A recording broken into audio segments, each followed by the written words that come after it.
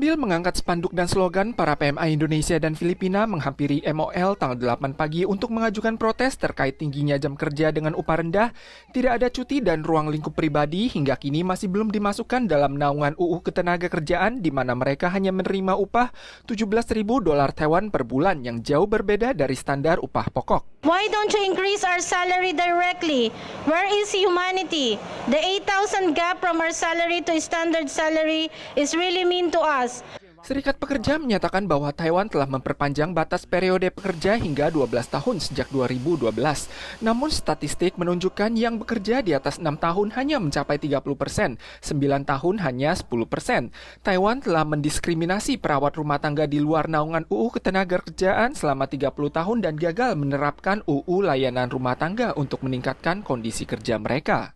Dengan persyaratan yang berat, sebenarnya MOL hanya memberi harapan yang sulit untuk kami raih. MOL menanggapi lokasi kerja PMA rumah tangga adalah di dalam keluarga sehingga sulit untuk menentukan jam kerja dan istirahat mereka.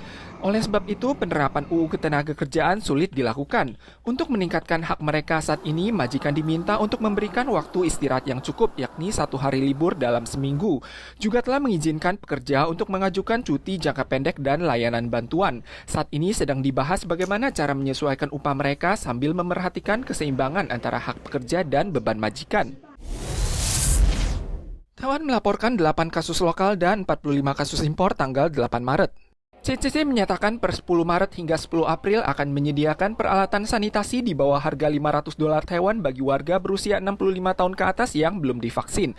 Kaohsiung bahkan akan menambah bonus kupon $200 Taiwan karena skala vaksinasi dosis ketiga warga usia 65 tahun ke atas hanya sekitar 50 hingga 60%.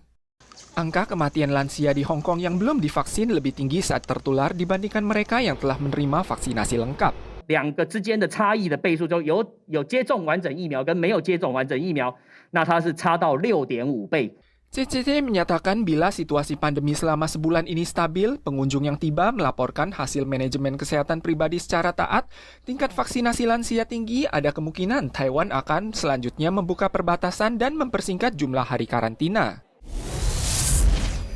Negara Barat dikabarkan akan mempertimbangkan larangan impor minyak Rusia, ditambah lagi minyak dari Iran masih belum kembali ke pasaran internasional, mengakibatkan harga minyak internasional tanggal 7 melonjak ke angka tertinggi sejak 2008.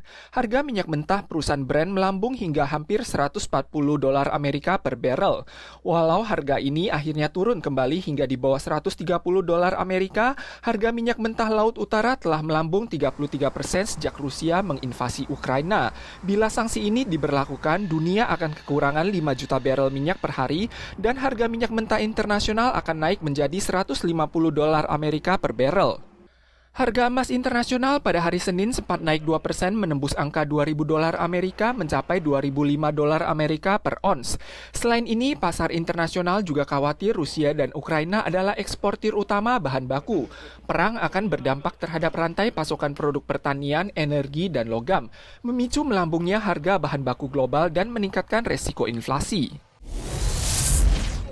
Ukraina dan Rusia awalnya setuju untuk membentuk koridor kemanusiaan bagi warga yang hendak mengungsi. Namun akhirnya ditutup kembali karena tentara Rusia kembali melancarkan serangan untuk kedua kalinya. Kesepakatan gencatan senjata masih belum tercapai pada negosiasi tahap ketiga tanggal 7. Atas permintaan Presiden Prancis, tentara Rusia melakukan gencatan senjata di Mariupol, Kharkiv, dan Sumi pada tanggal 7 pukul 3 sore waktu Taiwan agar warga sipil dapat mengungsi.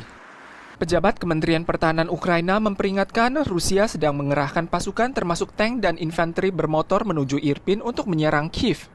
Rusia sedang merekrut militer Suriah yang jago bertempur dalam kancah perkotaan dengan bayaran $200 hingga $300 Amerika per bulan yang akan ditempatkan di Ukraina sebagai tentara penjaga untuk bertempur dan mengambil alih Kiev. Banyak negara memberlakukan sanksi ekonomi. Kini Rusia juga melakukan serangan balik dan mengumumkan daftar negara tak bersahabat termasuk Amerika, Inggris, Swiss, Jepang, Korea Selatan, dan Taiwan. Transaksi dengan negara ini hanya dapat dibayar dalam rubel setelah mendapat persetujuan pemerintah Rusia.